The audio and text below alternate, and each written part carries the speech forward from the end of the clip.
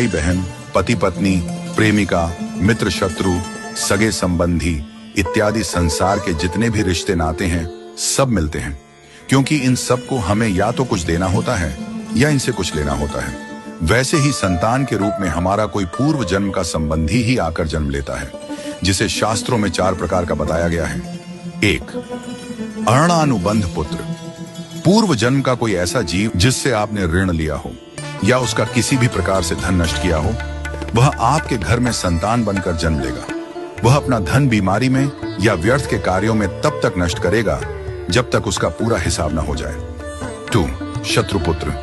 पूर्व जन्म का कोई दुश्मन आपसे बदला लेने के लिए आपके घर में संतान बनकर आएगा। बड़ा होने पर वह माता पिता से मारपीट, झगड़ा करेगा या उन्हें सारी जिंदगी किसी न किसी प्रकार से सताता ही रहेगा। वह हमेशा कड़वा बोलकर उनकी बेइज्जती करेगा और उन्हें दुखी रखकर ही खुश होगा। 3. उदासीन पुत्र। इस प्रकार की संतान न तो माता पिता की सेवा करती है, न ही कोई सुख देती है। वह उन्हें उनके हाल पर मरने के लिए छोड़ देती है। विवाह होने पर यह माता पिता से अलग हो जाते हैं और उनकी चिंता नहीं करते। 4. सेवक पुत्र। पूर्व जन्म में यदि आपने किसी की खूब सेवा की है तो वह अपनी की हुई सेवा का ऋण उतारने के लिए आपकी सेवा करने के लिए पुत्र बनकर आता है। जो बोया है वही तो काटोगे। यदि अपने माता पिता की सेवा की है तो ही आपकी संतान बुढ़ापे में आपकी सेवा करेगी, वरना कोई पानी पिलाने वाला भी पास न होगा। आप यह न समझें कि यह सब बातें केवल मनुष्य पर ही लागू होती हैं। इन 4 प्रकार में कोई भी जीव आ सकता है।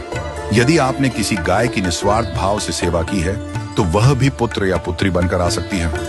यदि आपने गाय को स्वार्थवश पालकर उसके दूध देना बंद करने के पश्चात उसे घर से निकाल दिया हो तो वह ऋणानुबंध पुत्र या पुत्री बनकर जन्म लेगी। यदि आपने किसी निर्दोष जीव को सताया है तो वह आपके जीवन में शत्रु बनकर आएगा।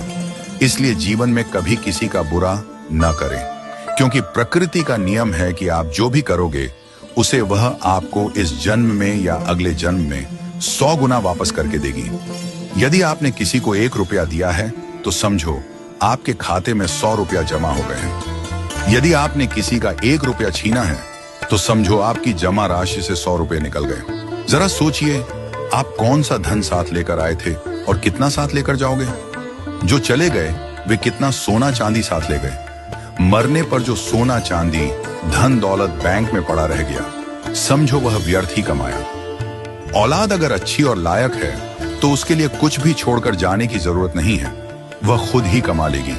और औलाद अगर बिगड़ी या नालायक है तो उसके लिए जितना भी धन छोड़कर जाओ वह चंद दिनों में सब बर्बाद करके ही चैन लेगी। मैं, मेरा, तेरा और सारा धन यहीं का यहीं धरा रह जाएगा, कुछ भी साथ नहीं जाएगा। साथ यदि कुछ जाएगा भी तो सिर्फ अच्छे बुरे कर्म ही साथ जाएंगे। इसलिए जितना हो सके नेकी करो, सत्कर्म करो।